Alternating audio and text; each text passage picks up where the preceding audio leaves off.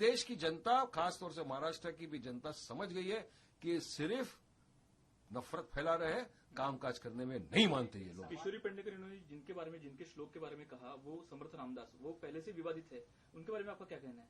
अब देखिए उनका पूरा जो श्लोक है ना, वो आप पढ़ के देखिए उसमें क्या, अगर उसमें विवादित चीजें हैं जो मुसलमान नहीं बोलते, वंदना सिर्फ अल्लाह की करते हैं ना, उनकी बनाई हुई चीज की नहीं करते। बीच में वंदे मातरम का भी यही आया था, हमने क्या कहता, वंदे मातरम का आदर सम्मान करते हैं, लेकिन आप जबरन किसी पे थोप नहीं सकते कि तुमको ये पढ़ना ही पड़ेगा, क्योंकि संविधान मुझे इजाजत देता है मेरा रिलीजन प्रैक्टिस करने का, और मेरे रिलीजन में अगर कोई ऐसे शब्द है जो मैं नहीं बोल सकता एज अ मुसलमान, तो आप मुझे जबरन नहीं बुलवा सकते।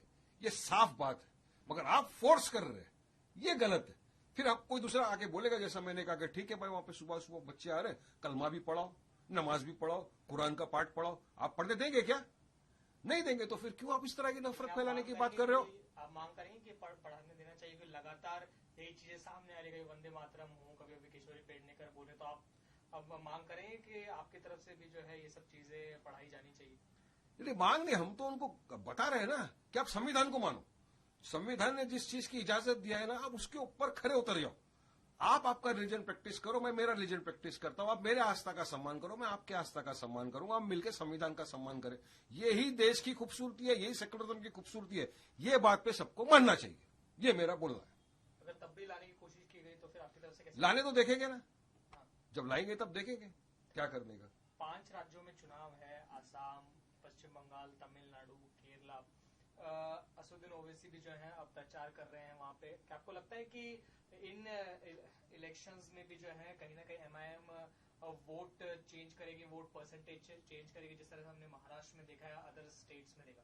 देखिए, संविधान ने जिस तरह अन्य पॉलिटिकल पार्टी को चुनाव लड़ने की इजाजत दी, इसी तरह मजलिस इत्तेहादुल मुस्लिमीन को भी इजाजत है।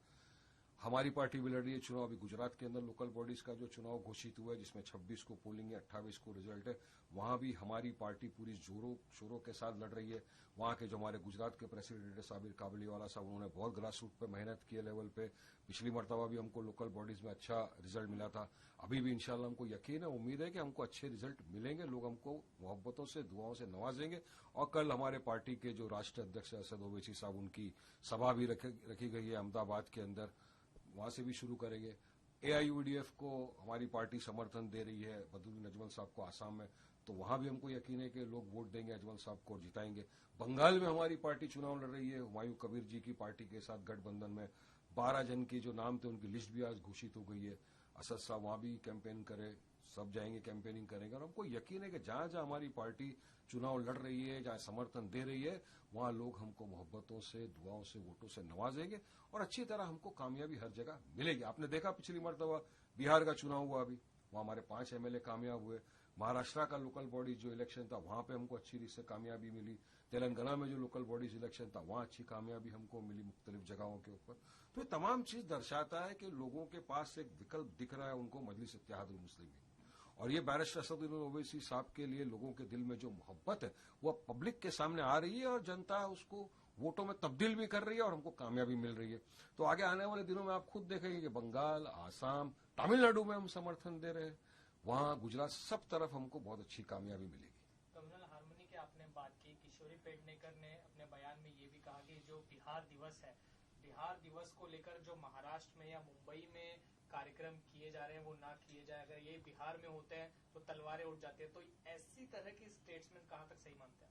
देखिए, बिहार भी मैं समझता हूं कि भारत देश का हिस्सा है, तो ये भारत देश के हिस्से को भारत से अलग करने वाली बात क्यों कर रहे हैं? तो उन्हीं को पूछो ना। मैंने उनका पूरा बयान देखा नहीं, आपने सवाल किया तो मैं आपको फटाक से भी जवाब दे रहा हूं। उनका बयान देखेंगे, सुनेंगे, उसके बाद बराबर सही जवाब देंगे, उनको परफेक्ट जवाब देंगे पेडनेकर जी को। Wait and watch. मुझे खामोश किया गया है पर मैं हारा नहीं हूँ, राघव चड्ढा कह रहे हैं, और उन्होंने कहा है कि संसद में आम लोगों के सवाल पूछना गुनाह है क्या? देखिए, ये उनका इंटरनल पार्टी का मैटर है, उसमें मैं क्या बोल सकता हूँ। उनकी पार्टी ने अगर कहा है कि भाई लेटर लिख के कि यहाँ पे नहीं बोलेंगे तो उनका मैटर है। अगर वो बाहर आके वीडियो बना के डाल रहे हैं, बोल रहे हैं कि मैं ये नहीं हूँ या वो नहीं हूँ, तो उनका मैटर है। उनके भी जो काउंटर दल, उनकी इंटरनल पार्टी पॉलिटिक्स में मैं कौन होता हूँ बोलने वाला? भाई साहब, उन्हीं को पूछ लो क्यों बोला। उनकी पार्टी का मैटर है, उन पर रहने दो।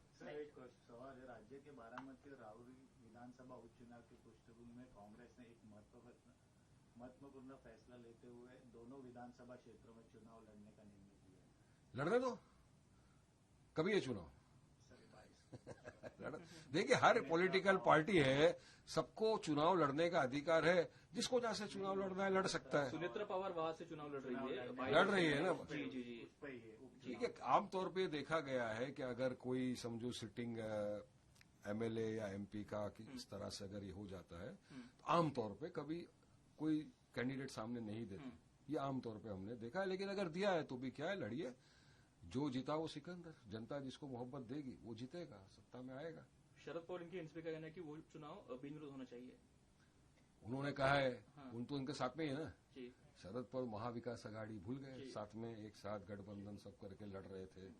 तो अभी तो देख रहे हैं ना, महाराष्ट्र की जनता भी देख रही है, अचानक से क्या हो गया ये, मेरे दोस्त किस्सा ये क्या हो गया। तो जनता है जनार्दन देगी जवाब।